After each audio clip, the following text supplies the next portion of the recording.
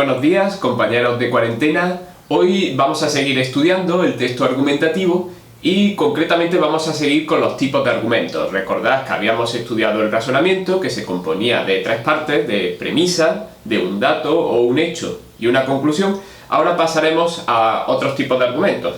Pero antes me gustaría volver a subrayar la importancia que tiene para cualquier sociedad, y especialmente para una sociedad democrática, el texto argumentativo, es decir, la capacidad de argumentar, de defender nuestras ideas a través de la palabra, ya que convencer y ser convencido es la única alternativa a la violencia.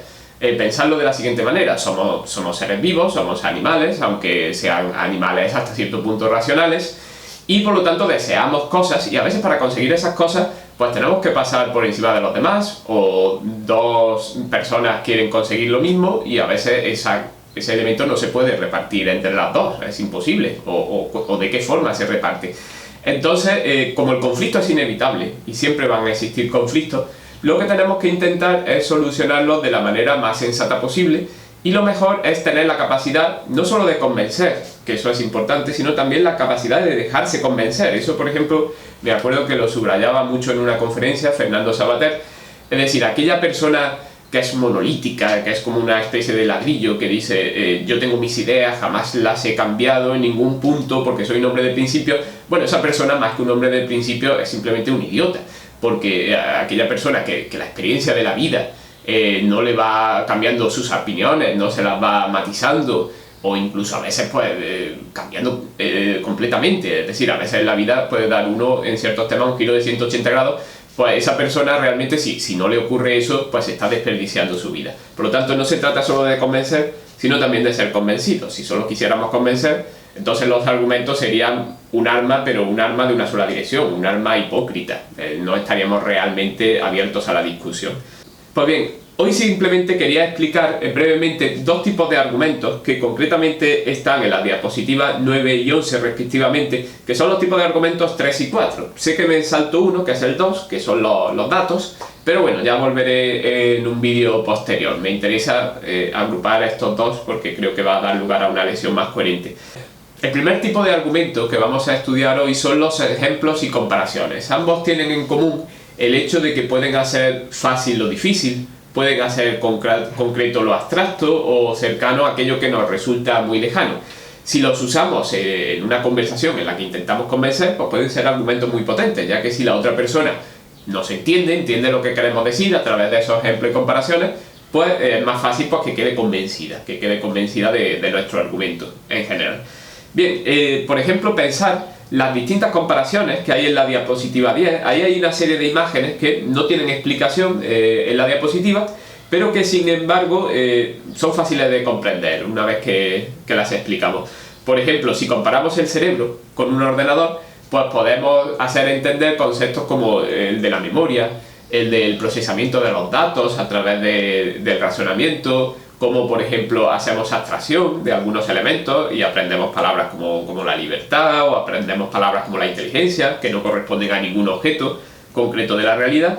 Sin embargo, por ejemplo, si lo que estuviéramos hablando es del estrés que puede sufrir una persona por dificultades o por un exceso de trabajo, pues a lo mejor serviría hacer una comparación entre el cerebro y una máquina de vapor, que es un aparato que puede explotar si está sometido a demasiada presión. Es decir, distintas comparaciones pues pueden ayudarnos a entender distintos aspectos de una determinada realidad. Y por otro lado, los ejemplos son muy útiles, y tanto ejemplos y comparaciones pues deberían estar en la caja de herramientas de cualquier profesor porque ayudan a la explicación. Si estamos hablando de un determinado tema, pues cuanto más ejemplos nos pongan delante, y ocurre en cualquier asignatura, pues más fácil entenderemos ese tema. Y si se trata de una argumentación, pues más fácil seremos convencidos. En cuanto al argumento de autoridad, para comprenderlo, basta con que nos fijemos en esa misma palabra, en la propia palabra de autoridad, porque con autoridad nos referimos a un experto en una determinada materia, alguien que por su conocimiento o alguien que por su experiencia pues consideramos que está especialmente autorizado a hablar de esa materia y que por lo tanto su opinión pues, puede tener cierto peso, nos fiamos de él de alguna manera. Este tipo de argumento se da cuando, por ejemplo, citamos la opinión de un experto para apoyar nuestro punto de vista. Vosotros imaginad simplemente que entre los puntos de vista de lo que hay que hacer, por ejemplo en una situación como esta, en una cuarentena, pues no nos vamos a fiar igual pues de nuestro cuñado que es fontanero que de un experto mundial en pandemias que lleva años investigando pues cómo se expande una enfermedad y tiene modelos matemáticos y tiene gráficas. ¿Es verdad que se puede equivocar? Sí, es verdad que se puede equivocar. También hay que tener en cuenta otra cosa, que es a veces un experto, alguien muy famoso por un determinado tema, como ser humano que es, pues puede opinar sobre muchos otros temas y entonces dejaría de ser autoridad. Es decir, si ese experto en pandemia, pues por ejemplo lo que está hablando es de quién tiene más posibilidades de ganar la liga, pues aunque sea alguien famoso a nivel mundial, pues no tenemos por qué hacerle especialmente caso. También hoy en día, y sobre todo en esta época de internet, hay muchísima información falsa, como vosotros sabéis, y entre eso destaca, por ejemplo, las citas falsas de autores famosos. Por ejemplo, por internet hay muchas frases falsas de Albert Einstein y de otras personas que podrían funcionar en principio aparentemente como argumento de autoridad, pero en realidad no, porque en realidad no la pronunciaron nunca. Por poner un ejemplo que sí, que sea válido de argumento de autoridad, imaginad que intentamos convencer a alguien de que el comportamiento humano, al menos en parte, tiene un componente heredado, es decir, un componente genético, y que depende mucho de las circunstancias en las que el ser humano ha evolucionado en los últimos cientos de miles o millones de años.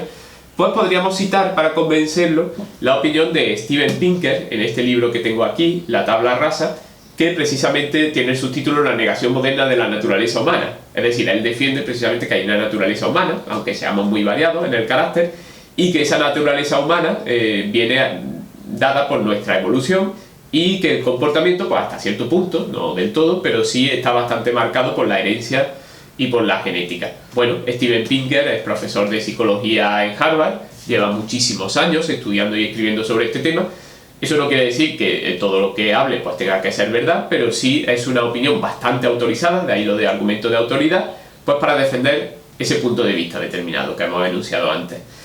Y bien, hasta aquí la clase de hoy. Ya sabéis que quedándonos en casa estamos contribuyendo a salvar vidas y a construir un mundo más humano, un mundo en el que nadie se sienta abandonado del todo, incluso aunque viva solo, porque sabe que todos de alguna manera, en un pequeño porcentaje, nos preocupamos por todo.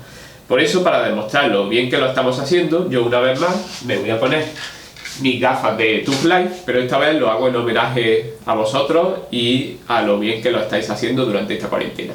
Así que, hasta mañana.